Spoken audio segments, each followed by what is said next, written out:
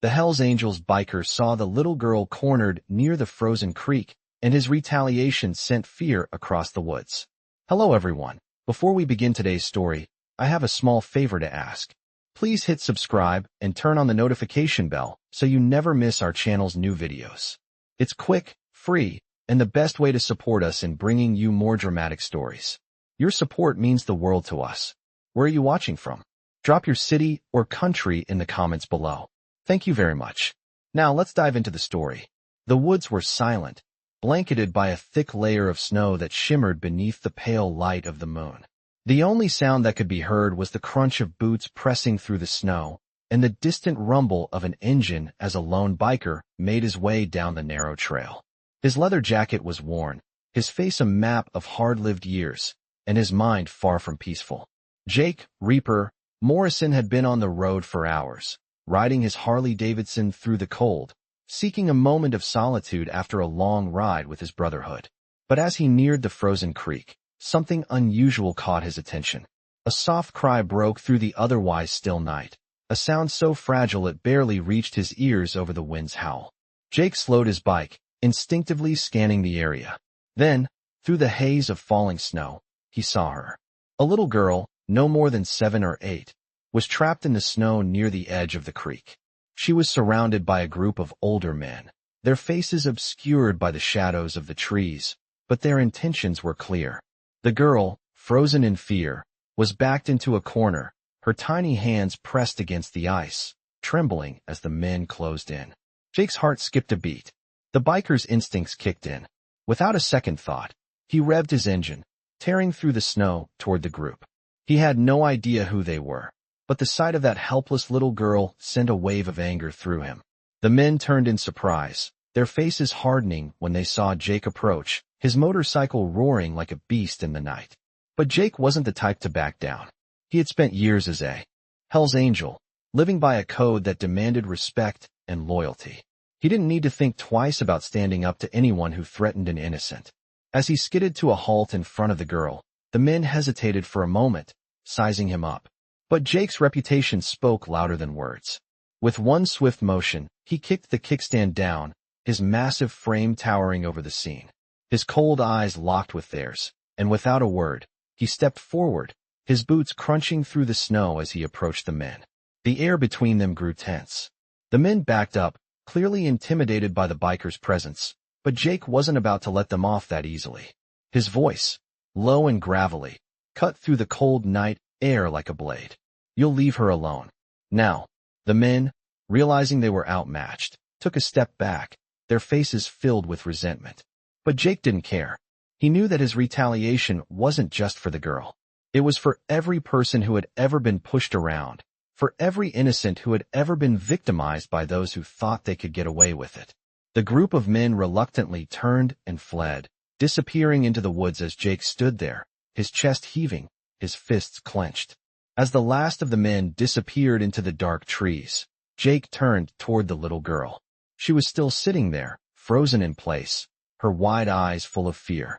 He crouched down beside her, his voice softer now. "You okay, kid?" The girl nodded slowly, her small body shaking, but she didn't speak. Jake gently helped her to her feet, his rough hands surprisingly gentle. The girl looked up at him, and for the first time, her face softened. She wasn't sure who this man was, but the warmth and strength he radiated made her feel safe. He smiled, though it wasn't a smile that reached his eyes. "Let's get you out of here." As he lifted her onto his bike, the world around them seemed to still. The night was calm once again, but Jake's mind raced. The retaliation had been swift, but it wasn't just about the men. It was about protecting the vulnerable, about standing up for what was right, even if it meant facing fear head-on. Jake revved the engine once more, and together, they disappeared. Into the night, the sounds of the forest fading behind them. As Jake rode through the snow-covered road, the hum of the Harley-Davidson beneath him felt like the only constant in the shifting storm. His leather jacket, still cold from the night air, hung heavily around his shoulders as he glanced at the little girl, who clung to him from behind. Her small hands were wrapped tightly around his waist, and he could feel her shiver through the layers of clothing. He had rescued her from the frozen creek, but now, with the dangers still lurking in the woods, he had to get her somewhere safe. The road stretched ahead, winding through the dense forest, where the only light came from the faint glow of the headlights cutting through the falling snow. He could feel the weight of the night pressing in around them, the silence broken only by the wind and the roar of his engine. For a moment, it felt as if the world had disappeared, leaving only him and the girl. He glanced back, his eyes meeting hers in the rearview mirror. Her face was pale, her expression one of shock, but there was something else in her eyes, something that told him she wasn't as frightened as she had been earlier. She was quiet, but Jake knew that she had been through something far worse than most people could imagine. The storm raged around them, but Jake pressed on, not knowing exactly where he was heading but determined to get her away from the danger. His thoughts flickered back to the group of men he had just chased off. They had been nothing but trouble, and he knew they would not stop until they had what they wanted. But what did they want with a little girl? He had no answers, but he would not let them get away with it. The road twisted and turned, and before long, they reached the outskirts of a small town. The lights of a local diner glowed in the distance, and Jake made a sharp turn, guiding his bike toward the warmth of the building. As they approached, Jake slowed the bike and pulled into the parking lot. He stopped in front of the diner and turned off the engine. The little girl slid off the bike, still holding tightly to his jacket, and they both stood in the cold night air, staring at the small building. Jake's eyes scanned the area, making sure there was no sign of the men who had chased them. He could feel the tension in his muscles, the adrenaline still pumping through his veins. He had to make sure they were safe. The little girl, her wide eyes still filled with a mix of fear and curiosity, looked up at him.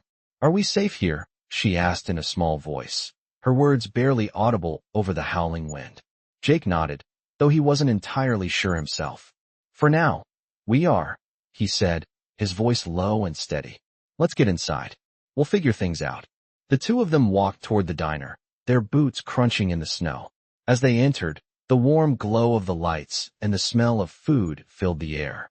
The diner was nearly empty, save for a couple of patrons sitting at the counter. The waitress behind the counter looked up as they entered, her eyes narrowing slightly as she took in the sight of Jake's leather jacket and the little girl standing beside him. Jake noticed the way she looked at them, but he didn't care. He needed to make sure the girl was okay. He walked to an empty booth in the corner and slid in, helping the girl into the seat across from him. The waitress, still eyeing them, walked over cautiously. "What can I get you folks?" she asked, her voice uncertain. Jake looked at the girl, who was still clutching her coat tightly around her, and nodded toward the menu. "2 hot chocolates," he said, his voice softer than usual. The waitress hesitated for a moment before nodding and walking away. Jake looked at the girl, who was still silent. Her hands were clasped together on the table, her eyes focused on the swirling snow outside the window. Jake felt a pang of guilt in his chest. He had always been the tough guy, the one who took care of business, who did what needed to be done. But now, standing here with this girl, he felt a sense of responsibility he hadn't experienced in years. He wasn't sure how he had become the protector in this situation, but there was no going back now. He was all she had. "What's your name, kid?" Jake asked gently. The girl looked up at him, her eyes still wide, but with a hint of trust. "Emily," she replied softly, her voice barely above a whisper. Jake nodded, taking in her small, fragile frame. "Nice to meet you, Emily. I'm Jake." He paused for a moment before speaking again. "You're safe now." Emily nodded, but said nothing more. She seemed lost in thought, her mind clearly elsewhere. Jake didn't know what she had been through before he found her, but the fact that she had survived it all, alone, scared, and cornered, spoke volumes about her strength. The waitress returned with their drinks, setting a steaming mug in front of each of them. Jake took his and sipped it slowly, feeling the warmth spread through him. He looked back at Emily, who was still staring out the window, lost in thought. He wasn't sure what to do next, but he knew he couldn't leave her alone. Not now. Not after everything she had been through. I should have known it wasn't over yet. Jake sat there, staring into his cup, watching the steam swirl upward, but his mind was elsewhere. Emily had barely touched her hot chocolate, her small hands wrapped around the mug as if it could offer her some protection against the cold she had clearly endured. The room around them seemed to hum with a quiet sense of normalcy, a sharp contrast to the chaos that had brought them here. Jake knew, however, that it was only a matter of time before things escalated again. He couldn't let his guard down. Not now. Not after what he'd seen. The diner's small bell jingled as the door opened, a gust of cold air blowing through, and a figure stepped in. It was a man, dressed in a heavy coat and boots, his face partially hidden beneath a hood. Jake didn't need to look twice to know this was trouble. His instincts flared, a rush of adrenaline pumping through his veins. The man scanned the diner briefly, his gaze lingering on Jake and Emily before he made his way toward the counter. Jake's hand tightened around his mug, his fingers itching to move. He had hoped for a quiet night, but he could already feel the tension building. The man wasn't here for a meal. He was here for something else. Emily hadn't noticed the newcomer yet. She sat silently, her eyes downcast, lost in thought. Jake looked at her, feeling a surge of protectiveness. He had barely known her a few hours, but something about her vulnerability made him feel responsible. He wasn't about to let anything happen to her.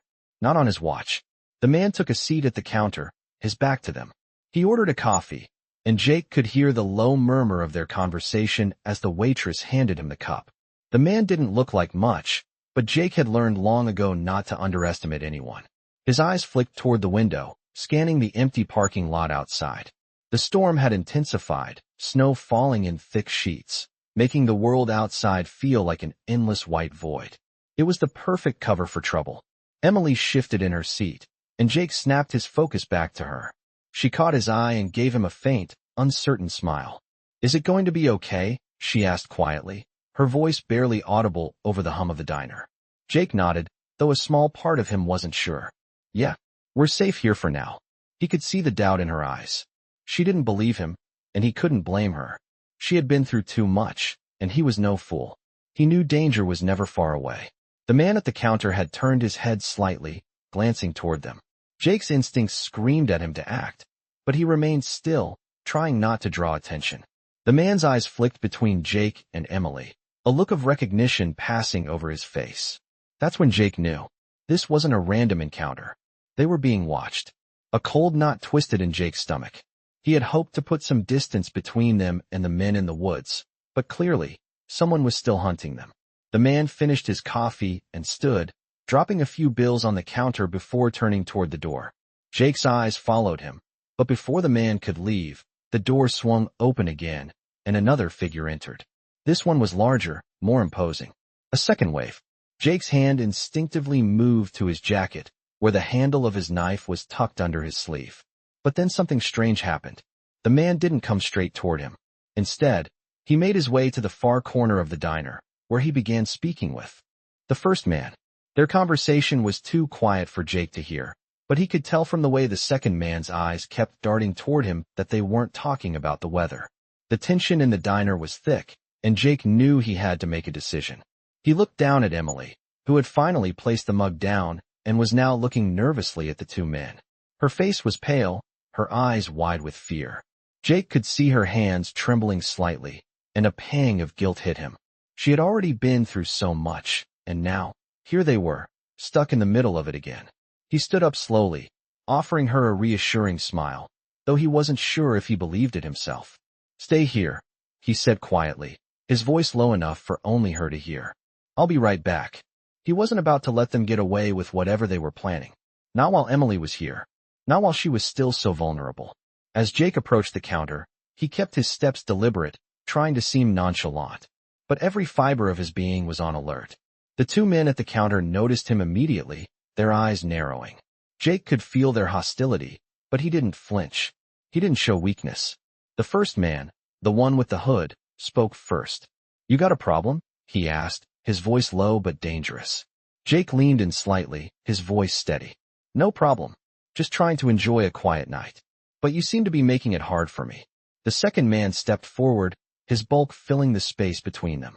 "You don't want to mess with us, biker," he growled. Jake smiled coldly. "I think you're the ones who don't want to mess with me." And just like that, the tension snapped. The first man lunged toward Jake, but Jake was already a step ahead. With lightning-fast reflexes, he slammed his forearm into the man's chest, sending him stumbling back. The second man reached for his waistband, but Jake was quicker. With a swift movement, he grabbed the man's wrist, twisting it until the man dropped his weapon. The room fell silent as the two men realized they were no match for Jake. They backed away slowly, eyes filled with both fear and fury. "Get out," Jake said, his voice low and threatening. The two men hesitated for a moment, then turned and fled out the door, their steps echoing in the snow.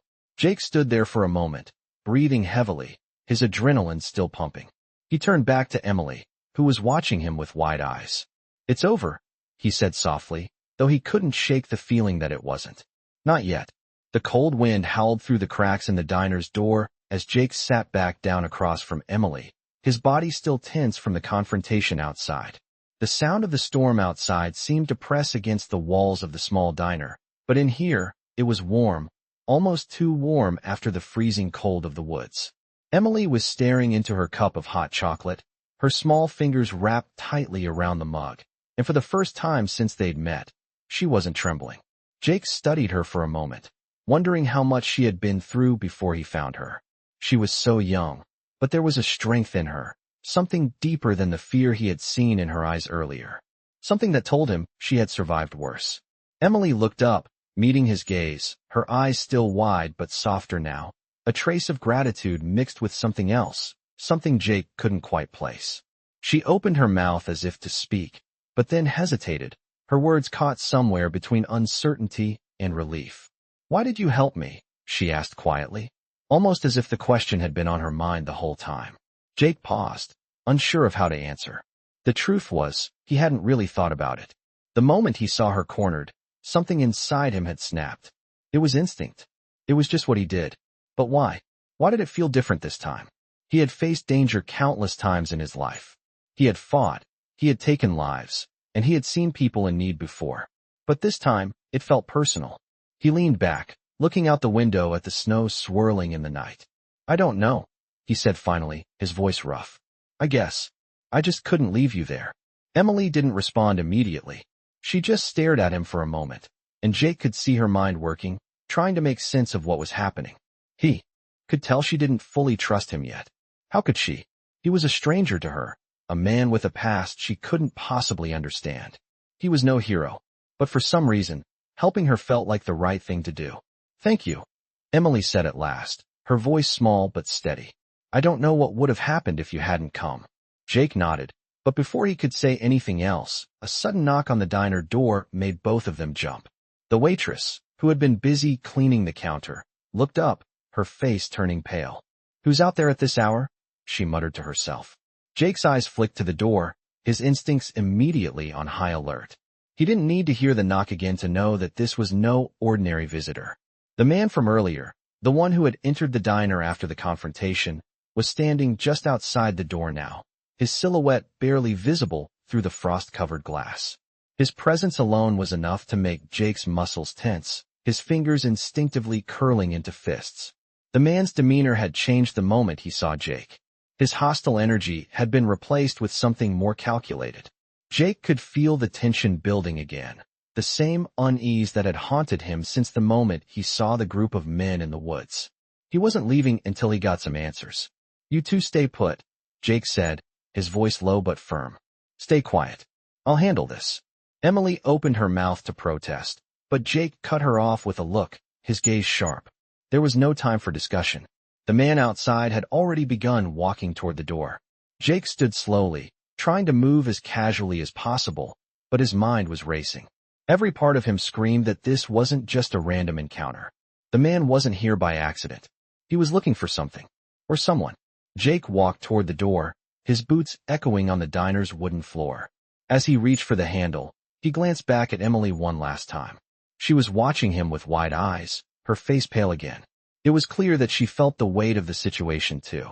He had no idea what he was about to face, but he knew that he couldn't let anything happen to her.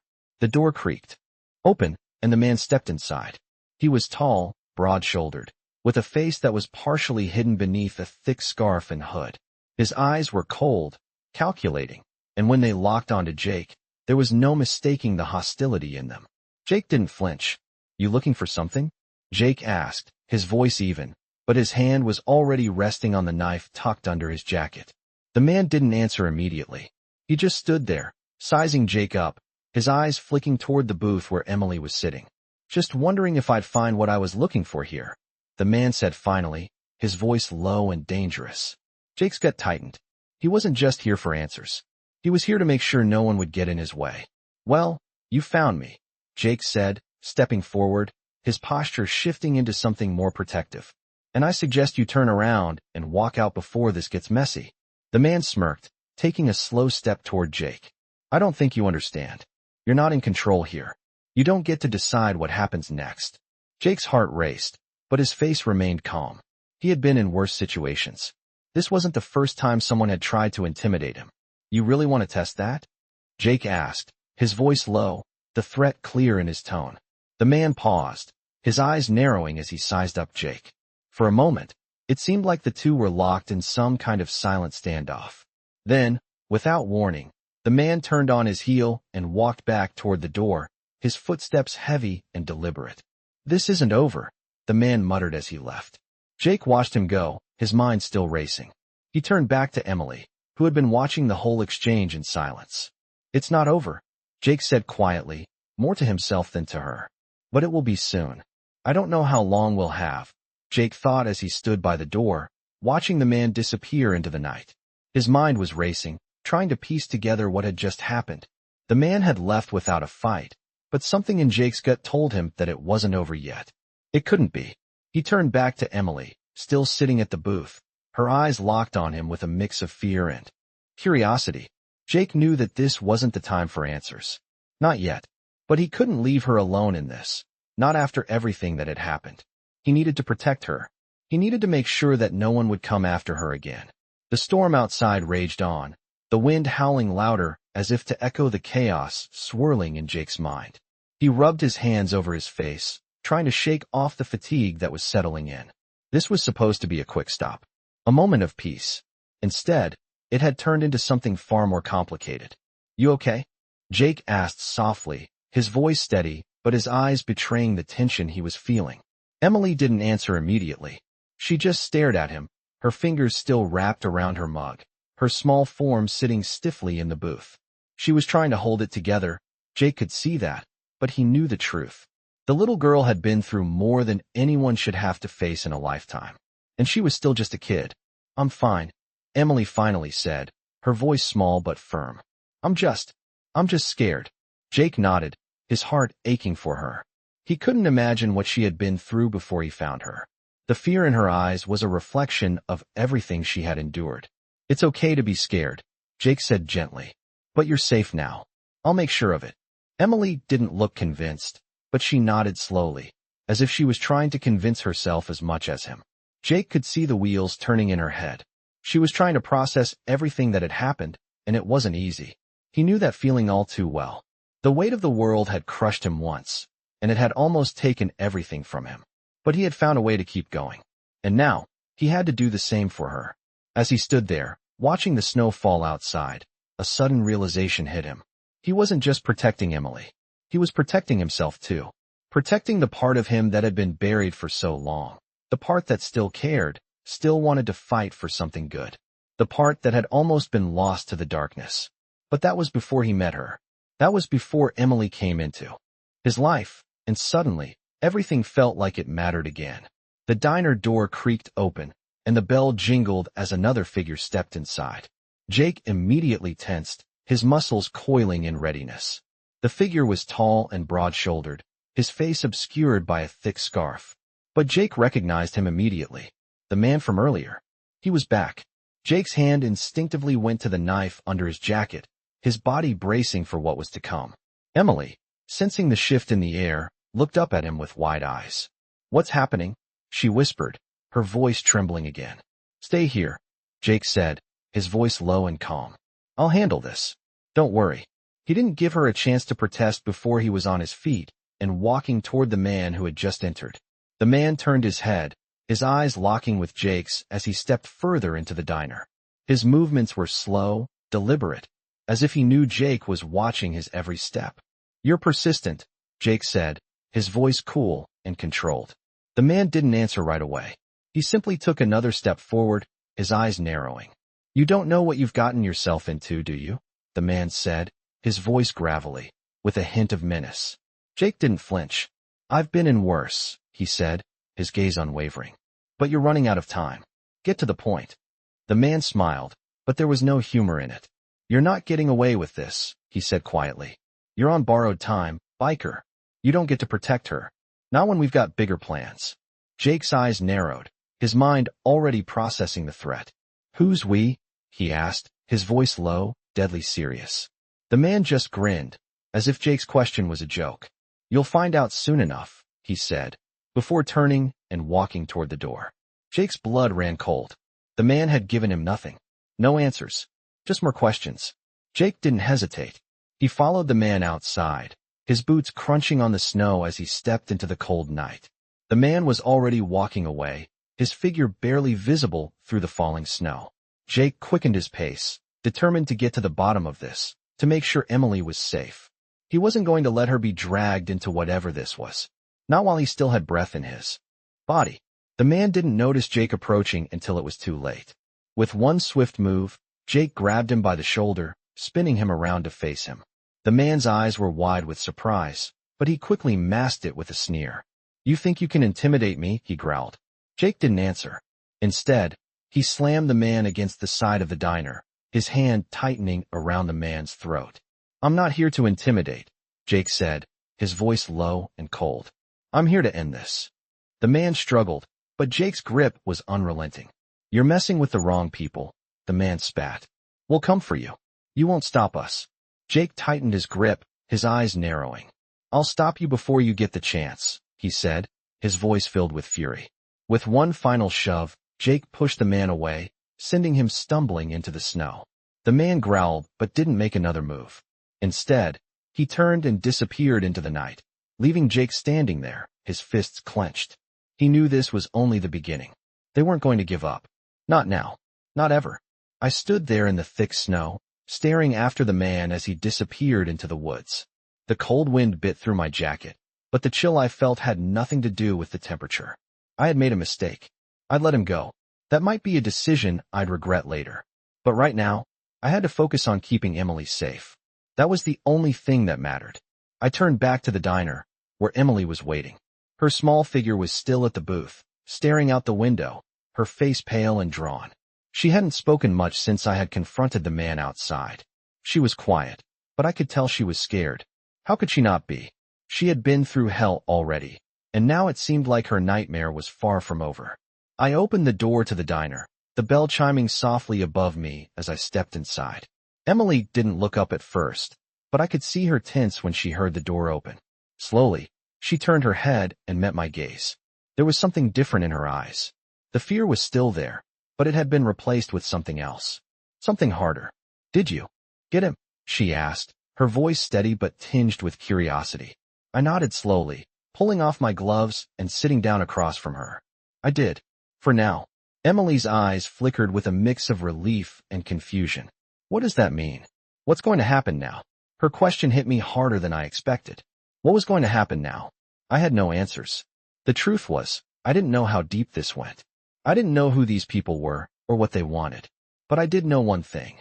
They weren't going to stop until they got what they were after.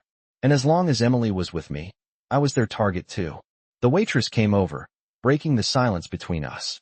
She set 2 plates of pancakes on the table and walked away without saying a word. I stared at the food in front of me, but I couldn't bring myself to eat. Not with everything hanging over us like a storm cloud. "Eat," I said to Emily, trying to sound more confident than I felt. "You need to keep your strength up." She glanced at the food, then back at me. "What now?" she asked again, her voice softer this time. I took a deep breath, knowing I needed to make a decision. "We stay here for the night. I'll figure out what to do tomorrow." I wasn't sure that was the best decision, but it was the only one I could think of right now. There was too much uncertainty. I didn't want to drag her back onto the road just yet. The last thing I wanted was for her to be stuck in the middle of whatever was coming. Emily nodded, her eyes still wary, but she didn't argue. For a moment, we just sat there, eating our pancakes in silence. But I could tell she wasn't really eating. She picked at her food, pushing it around on her plate. "I'm not hungry," she said after a few minutes. I leaned forward, meeting her gaze. "I know, but you need to try. You need to stay strong. I won't let anything happen to you. I swear." She didn't say anything, but I could see the way her shoulders relaxed a little, like my words gave her a small sense of comfort. It wasn't much, but it was enough for now. We finished the meal in silence, and after a while, the waitress came back to clear our plates. "You folks staying the night?" she asked, her tone casual, but with a hint of concern in her voice. I nodded, making sure to keep my voice steady. "Yeah, just until the storm clears up." The waitress gave a small smile and nodded. "All right. If you need anything, just let me know." I gave her a polite smile before she walked away, but my mind was already racing ahead. I couldn't afford to let my guard down. Not with Emily here. Not with everything that had happened so far. The storm outside seemed to grow louder, and I couldn't shake the feeling that the worst was yet to come. I stood up, suddenly restless. "I'll be right back," I said to Emily, my voice low. "Stay here." She nodded, her eyes following me as I walked toward the door. As I stepped outside, the cold air hit me like a slap in the face, but I didn't flinch. I needed to clear my head. I walked around the side of the diner, my boots crunching in the snow, and leaned against the wall. The darkness of the woods stretched out in front of me, the trees bare and twisted in the wind. I tried to think, to come up with a plan, but every time I closed my eyes, all I saw was Emily's face. So young, so vulnerable. How had she ended up in this situation? What kind of world was this, where kids like her had to fight just to survive? And who the hell were the men chasing her? I didn't know, and that terrified me. The silence was deafening as I stood there, lost in thought, until I heard the unmistakable sound of footsteps behind me. I turned quickly, my heart racing, but relaxed when I saw the waitress from the diner standing there, a worried look on her face. "You okay?" she asked, her voice soft. I nodded, not trusting myself to speak. She didn't press me further, just stood there for a moment, watching me. "It's gonna be all right," she said quietly, like she knew something I didn't. But all I could do was nod again, because for the first time in a long while, I didn't feel so sure about that. Not anymore. I stood outside the diner, still feeling the cold bite of the wind as I watched the snow swirl around me. The storm was picking up, but that wasn't what had my mind racing. The man from earlier, he wasn't gone. He had left, yes, but something told me he wasn't done with us. He was a shadow lurking in the background, and that shadow was only getting darker. I had to keep Emily safe. I had no idea who these people were or what they wanted, but they weren't going to stop until they got it. And as long as Emily was with me, I was their target too. I walked back to the diner, the crunch of snow beneath my boots cutting through the heavy silence. I didn't want to admit it, but the feeling in the pit of my stomach wasn't just about the danger. It was about Emily. She was just a kid, and she had already been through more than any child should. The last thing I wanted was to drag her further into this mess. When I pushed open the door to the diner, I could feel the warmth rush over me, but it didn't settle the knot in my chest. Emily was still sitting at the booth, her eyes watching the snow fall outside the window, lost in thought. She didn't look up when I entered. I could tell she was still processing everything. Hell, I was still processing everything. I couldn't shake the feeling that something worse was coming. I walked over to the booth and sat down across from her. She finally glanced up, her eyes searching my face for any sign of reassurance, but I had nothing to give her. "It's not over, is it?" she asked quietly, her voice barely above a whisper. I shook my head. "No, it's not." She nodded slowly, her eyes drifting back to the window. I could see the wheels turning in her head, but I didn't know what she was thinking. And that worried me. I had already failed her once. I wasn't going to do it again. I needed to keep her safe. I needed to find a way to end this. "We have to get out of here," I said suddenly, my voice firm. Emily looked at me, startled. What? What? I could see the confusion in her eyes, but I didn't have time to explain everything. "The men who were after you, they'll be back. And when they do, they won't stop. We need to leave before they find us." Emily's expression shifted from confusion to worry. She opened her mouth to say something, but I cut her off. "We don't have time for this," I said. "Get your things. We're leaving now." I stood up, but Emily hesitated. She was scared.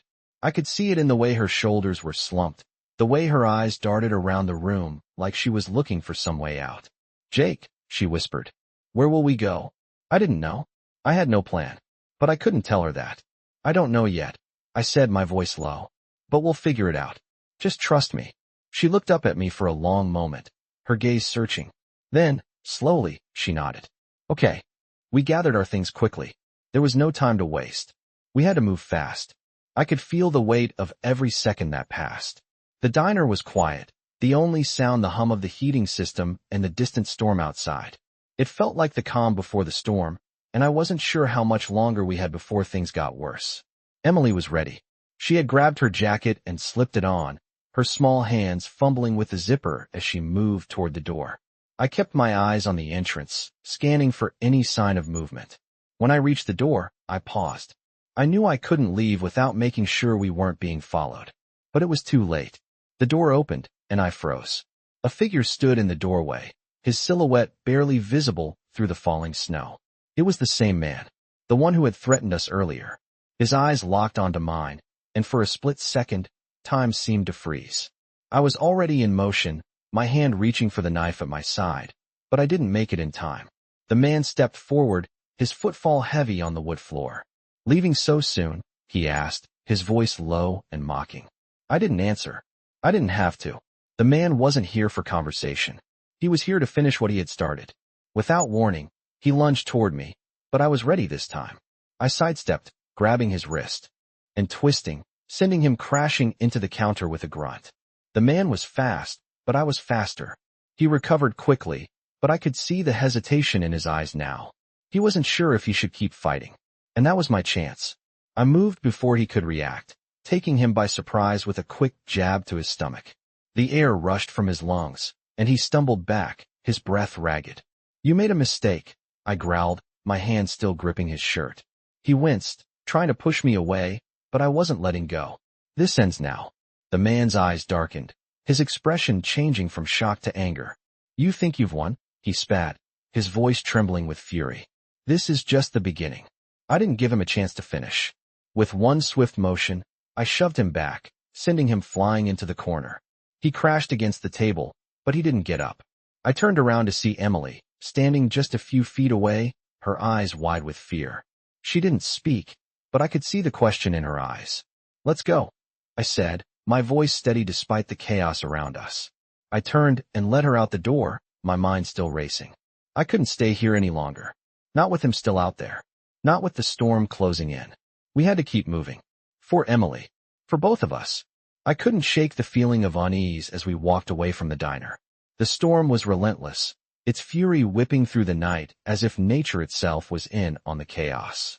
My hand was still clenched tight around the hilt of my knife, the cold metal a constant reminder that danger was never far behind. Emily was walking beside me, her footsteps light, but I could feel the weight of her silence pressing down on me. She hadn't said a word since we left the diner, and I didn't blame her. What could I say? What could anyone say after everything we had just been through? The cold wind bit at my face, but I barely felt it. My mind was too focused on the shadows lurking in the distance. I had no idea who the men were, but I knew one thing. They wouldn't stop until they found us. And that thought haunted me. We had to keep moving. I needed to get Emily somewhere safe, but the question was, where? There was nowhere that felt safe anymore. The road ahead was long and uncertain. The only thing I knew for sure was that I couldn't let her out of my sight. I had made a promise to myself, to her, that I would keep her safe no matter what. But as I glanced back, I saw that the diner was no longer in view. The world had swallowed it up, and it felt as if we were alone in the endless white.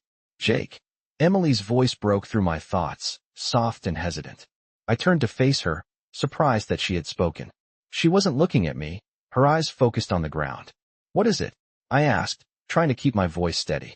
She was still so small, still so fragile, and I couldn't help but worry that this whole situation was too much for her. She finally looked up, her face pale in the dim light of the street lamp ahead.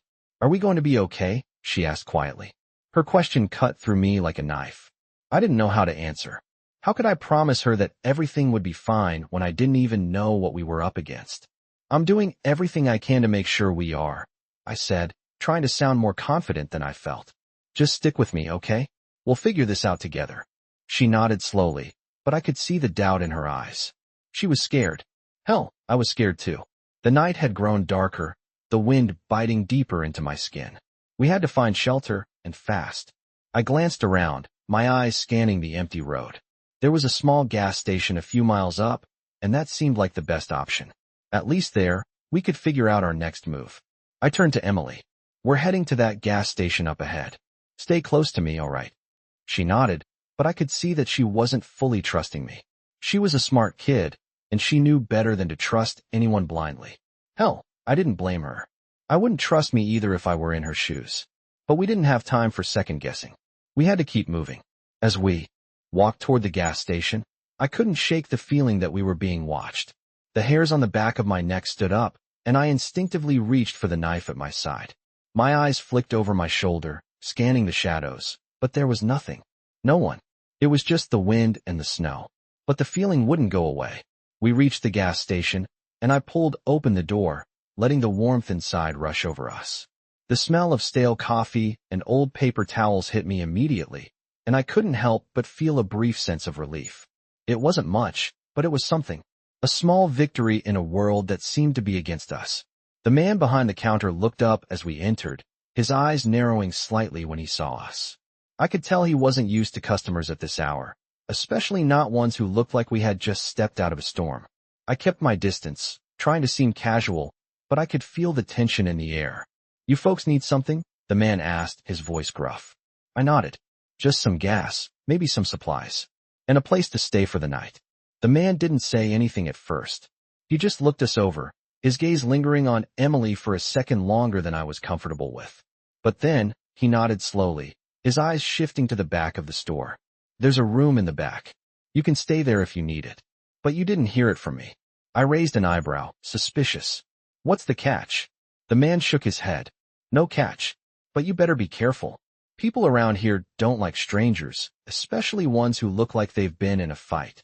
His words hit me like a punch to the gut. I knew exactly what he meant. We were drawing attention, and not the good kind. I didn't need to be told twice. I turned to Emily. "Stay close," I said softly, my hand resting on her shoulder as I guided her toward the back room. The room was small, not much more than a cot and a small lamp, but it would do for the night. I closed the door behind us, locking it quickly. The only sounds now were the wind howling outside and the faint hum of the old heater.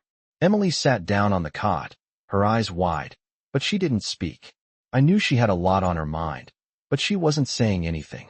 Neither was I. "Jake," she said finally, her voice almost a whisper.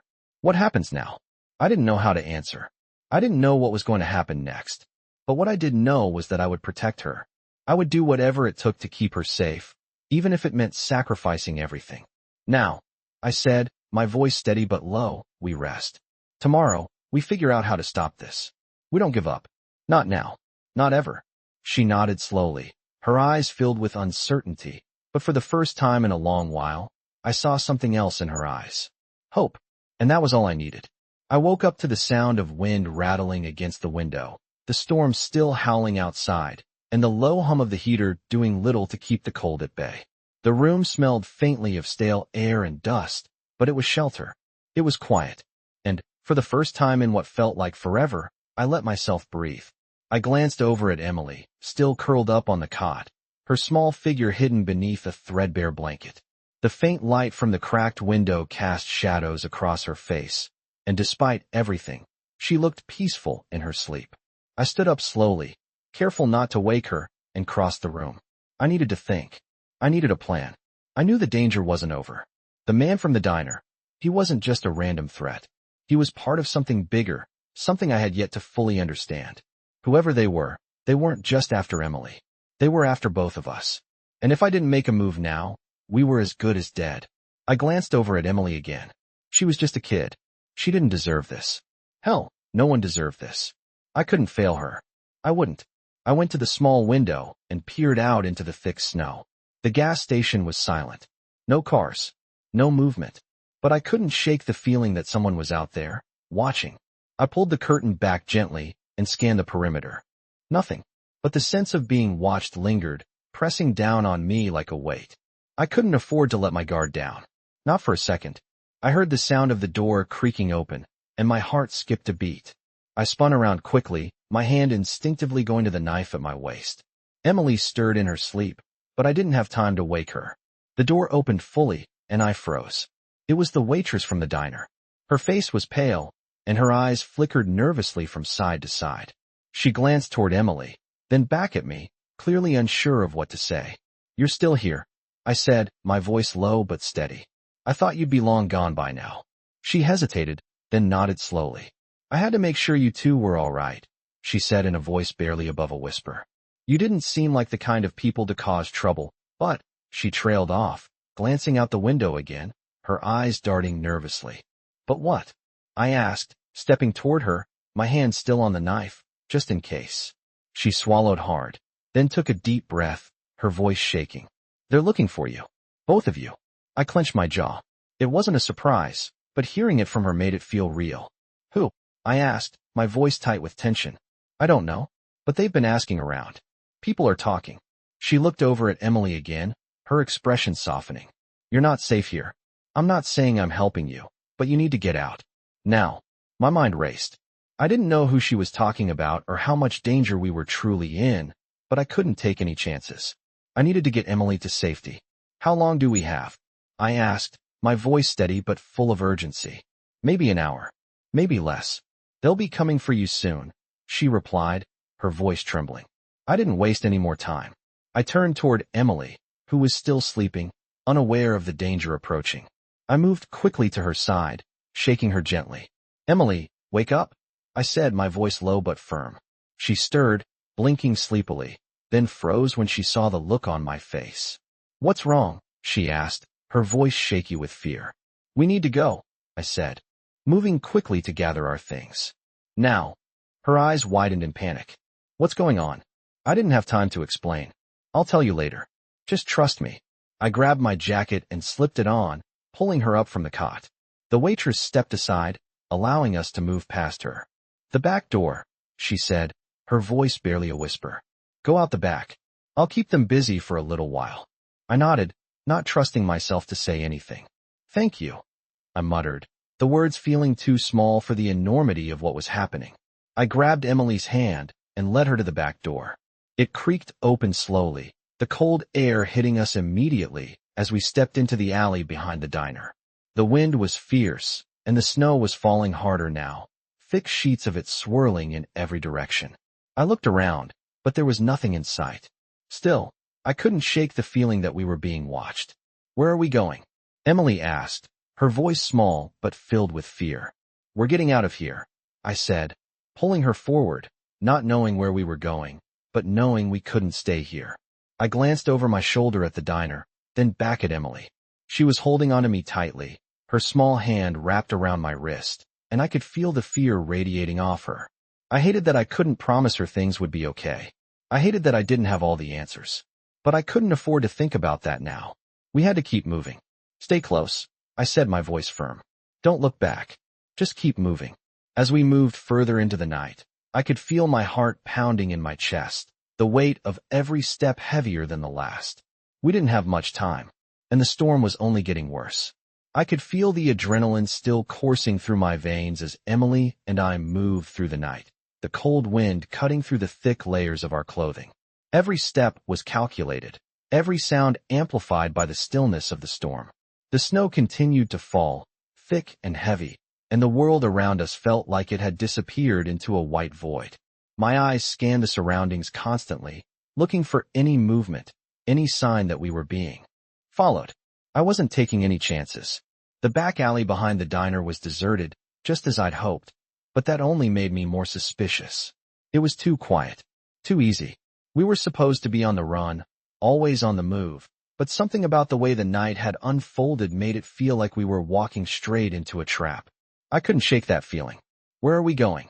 Emily's small voice broke through my thoughts, her words soft, uncertain. I turned to look at her, her face pale in the moonlight, her eyes wide with fear. We're going to keep moving, I said, my voice low and steady, trying to reassure her, even though I wasn't sure myself. We'll find a place to stay for the night, and then we'll figure out what to do tomorrow.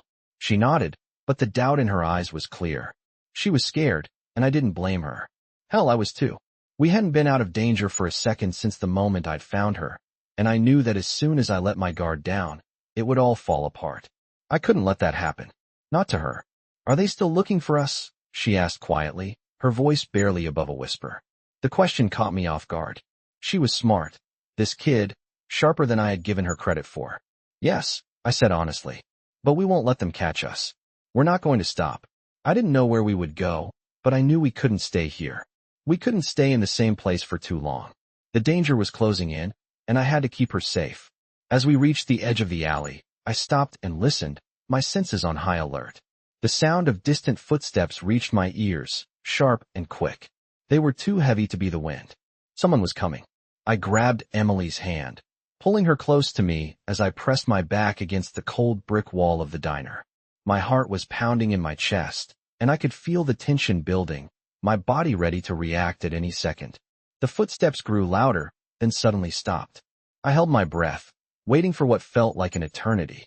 "Jake," Emily whispered, her voice trembling. "What's happening?" I held a finger to my lips, signaling for her to stay quiet. There was no time for explanations. I had to figure out what was going on. And then, just like that, a shadow passed in front of us, large and looming. I took a step forward, ready to confront whoever it was. But as the figure moved into the light, I saw something that made my blood run cold. It was him, the man who had been following us, the one from the diner. He was standing just a few feet away, his back to us as he checked his surroundings, completely unaware of our presence. I didn't hesitate. I pulled Emily behind me, shielding her with my body as I moved quickly toward the man. I had no time for games. This was it. I was either going to take him out or risk everything. I reached into my jacket, feeling the familiar weight of the blade at my side, and as I approached, I took a deep breath, steeling myself for what was about to come. "Hey," I shouted, my voice sharp and commanding. The man spun around, startled, his hand instinctively going for the gun at his hip. But before he could draw it, I was already on him. I grabbed his wrist and twisted, forcing him to drop the weapon. He grunted in pain, but I wasn't letting go. I slammed him up against the brick wall, pinning him with all my strength. "What do you want?" I demanded, my voice low and dangerous. The man's eyes were wide with surprise, but he didn't try to fight back. "Not yet. You don't understand," he said, his voice strained. "You're in way over your head." I pressed harder against his chest, the pressure making him wince. "Who are you working for?" I asked, my grip tightening. The man hesitated for a moment, but then he spoke. "We don't need to do this. Just leave. Go. And maybe." He stopped as I pressed harder, cutting him off. "Who?" I repeated, my voice barely a whisper now. The man finally gave in, his face darkening with anger. "The Koslov family," he spat. "They want the girl. She's worth a lot to them." My heart skipped a beat. The Koslov family? I had heard the name before, stories about their criminal empire, their ruthlessness. But I never thought I'd be mixed up with them. And what does she have to do with them? I asked, my voice colder now. The man's eyes flickered to Emily, who was standing behind me, her eyes wide with confusion. "She's the key to everything," he said, his voice low. "They've been looking for her for years." I froze. The key to everything? What the hell was he talking about? I turned around to look at Emily, who was watching us with wide eyes, her small hands clenched tightly at her sides. "What does that mean?" I asked, turning back to the man. He didn't answer. Instead, he gave me a cold smile. "You'll find out soon enough." Before I could respond, he twisted in my grip, pushing me back with all his strength. I stumbled, losing my balance, but I regained it quickly. The man took off running, disappearing into the night before I could stop him. I cursed under my breath, frustrated and angry. But as I turned back to Emily, I could see the fear in her eyes. She didn't understand. She didn't know what we had just walked into. But I did. And now I had to keep her alive long enough to figure it out.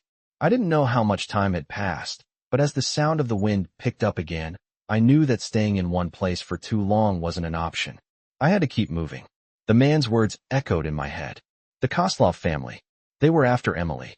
I had heard rumors, whispers of their name in the darker corners of the world, but I never thought I'd get caught up in their business.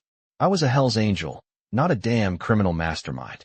But here I was, tied to a girl who was apparently worth more than I could fathom, and now, the target on her back was bigger than ever. I glanced back at Emily, still standing close to me, her small figure tense, waiting for me to explain. But I didn't have the words yet. How could I tell her that everything had just changed? That we were now running from a force far more dangerous than I had anticipated?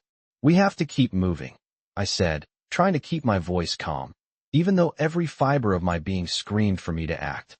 "There's no telling who's watching us right now, so we can't stick around." Emily didn't protest, but I could see the confusion in her eyes. She was trying to understand what was happening, just like me. "Where are we going?" she asked softly, her voice barely above a whisper. I didn't have a concrete plan. I didn't even know where we'd be safe. The storm outside was relentless, and the roads weren't much better. "I'm not sure yet," I said honestly. "But we need to get as far from here as possible. I'll figure it out on the way." The road stretched ahead, just a blur of white and gray in the falling snow. The world around us seemed to be swallowed by the storm, the darkness closing in on all sides. I didn't know what the Kosloff family wanted with Emily, but I knew they wouldn't stop until they got what they came for. I needed to find answers, but first, I needed to keep her safe. "Stay close," I said, my voice low but firm. "And don't make any noise. We don't want anyone finding us." Emily nodded and stayed right by my side, her small hand clutching the edge of my jacket. It was almost too quiet, the only sound the soft crunch of our boots in the snow. We walked for what felt like hours, the cold seeping into my bones, but I couldn't afford to stop. Every second felt like it brought more danger. We passed through the outskirts of the small town, heading into the woods, hoping the trees would provide some cover.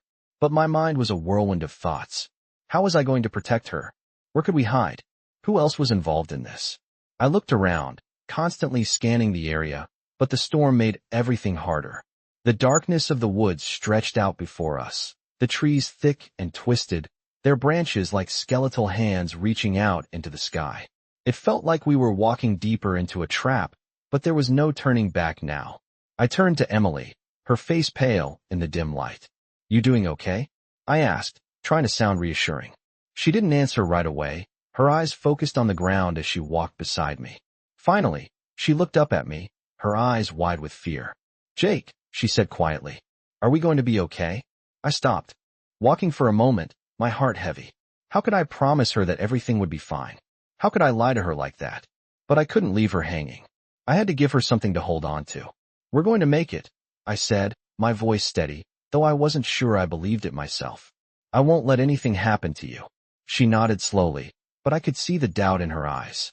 I wasn't sure I believed it either. But I would fight, no matter what it took. We kept walking, the cold air biting at my face, but I pushed forward, not slowing down. The sound of the wind grew louder, whipping through the trees, and I felt the weight of the world pressing down on me. I had to keep going. I couldn't stop. Not when Emily's life was on the line. We reached a small clearing, and I stopped, listening. There was something off. The sound of footsteps, crunching through the snow, was faint but unmistakable. My heart skipped a beat. I looked around quickly, my eyes scanning the woods for any sign of movement. I could feel the panic rising in my chest. This was it, the moment I had been dreading. I grabbed Emily's arm and pulled her behind me, my body tense, ready for anything. The footsteps grew louder, closer. I held my breath, my hand on the knife at my side, waiting for the first sign of danger. But then, just as quickly as they had appeared, the footsteps stopped. The silence was deafening. My heart was racing, my mind spinning with 1,000 thoughts, but I couldn't afford to hesitate. I reached for Emily's hand again, pulling her close. "We have to go," I said, my voice low but urgent. "Now." I turned and started running, pulling her with me, the snow beneath our feet turning to a blur as we moved faster. I didn't know where we were going, but I couldn't stay here, not with whatever was following us. Every step felt like a race against time. The cold wind stung my face as we ran, but I couldn't stop. I wouldn't stop, not until Emily was safe. I looked over at her, her face pale, but her eyes locked on mine with a trust that both terrified and fueled me. She was depending on me, and I wasn't going to let her down. We pushed forward, through the woods, through the storm, and into the unknown. I could feel the weight of the storm pressing in as we ran through the woods, the snow biting at my skin, the wind howling like a warning. I had no idea where we were going, just that I couldn't stop. I couldn't let Emily down. We had been running for what felt like forever, each step further from the danger we'd left behind, but also closer to the unknown. My breath came out in sharp bursts, the cold air freezing the sweat on my brow. I could hear Emily's footsteps behind me, her breathing shallow, but she was keeping up. I glanced over my shoulder, just for a second, and saw her face, pale and determined, but I could also see the fear in her eyes.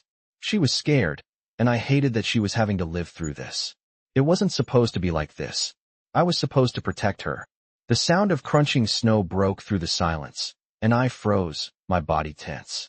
I quickly scanned the area, my heart racing. Were they following us? I couldn't risk it. I reached for Emily's hand, pulling her closer to me. Stay quiet. I whispered urgently, my voice barely audible over the wind. She nodded, her small hand gripping mine tightly, and we crouched down behind a thick row of trees, the snow almost up to our knees. I held my breath, waiting, listening. The footsteps grew louder, closer. Someone was definitely out there. I could feel the panic rising in my chest, but I forced myself to stay calm. I had to think. The footsteps were slowing, but they were still coming. I felt Emily's grip tighten on my hand, her tiny body trembling against mine. She didn't have to say anything for me to know what she was feeling. She was scared, just like me. But I couldn't let fear control us. I had to keep moving. We couldn't stay here.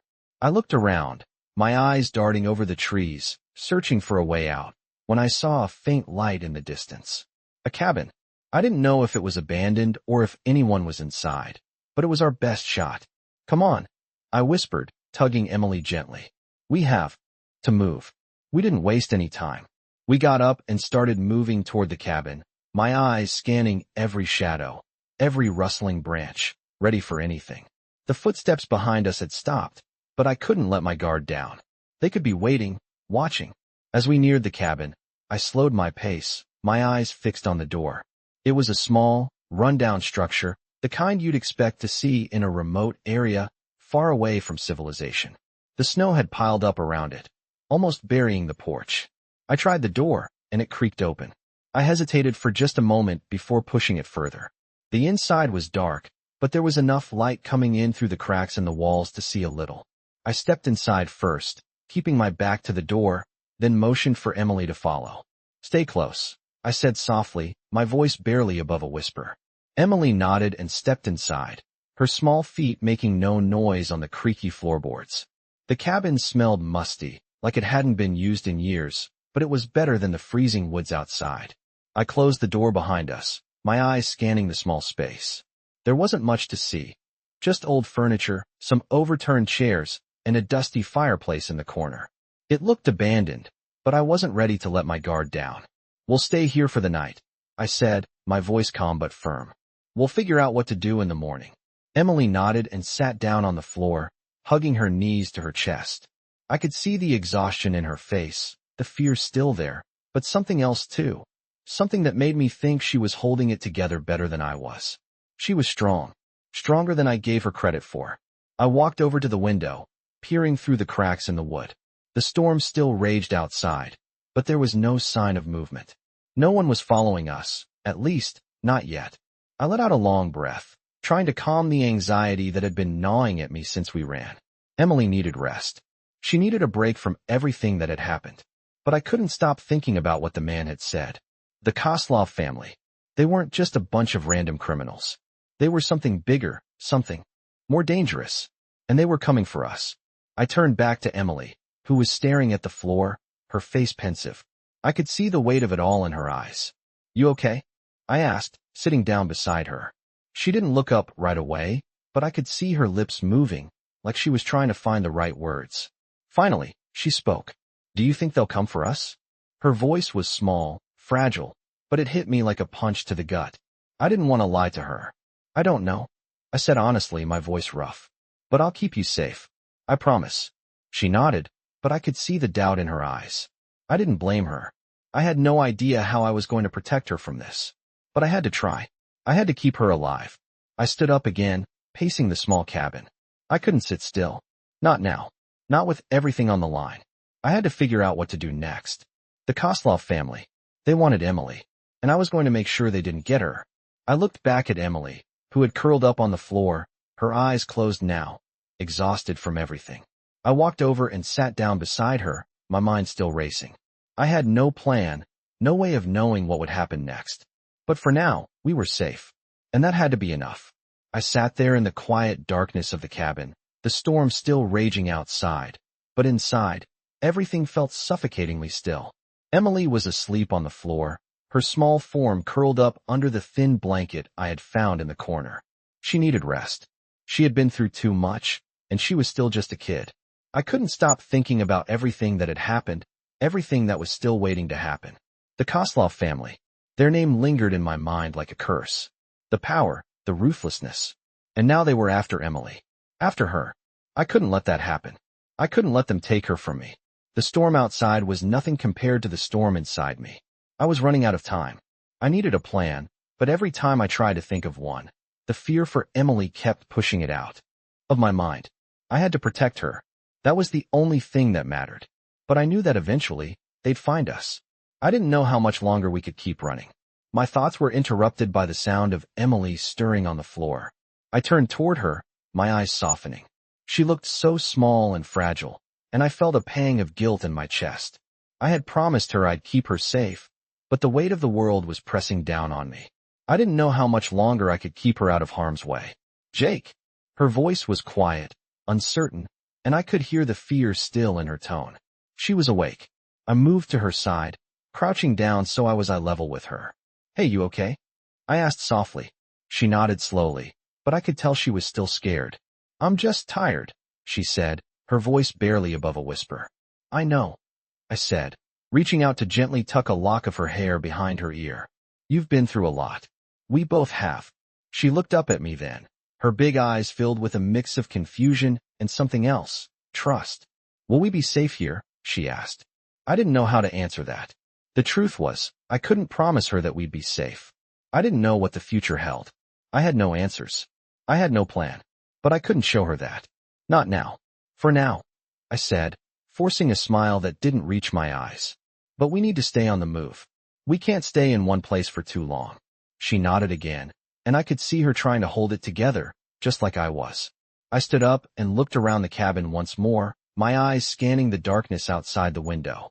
The storm was still going strong, but that didn't mean we were safe. We had to keep moving. I couldn't stay here. Not with the danger lurking out there. I walked to the door, pausing for a moment to listen. The wind howled outside, but beyond that, there was nothing. No sign of anyone following us. But I didn't trust it. I couldn't trust it. We'll leave in the morning, I said, turning back to Emily. Get some sleep. She didn't argue. She just lay back down, pulling the blanket around her. I sat on the floor beside her for a while, watching her drift off to sleep. I didn't know what the next day would bring. I didn't know if we'd be safe. But I knew one thing.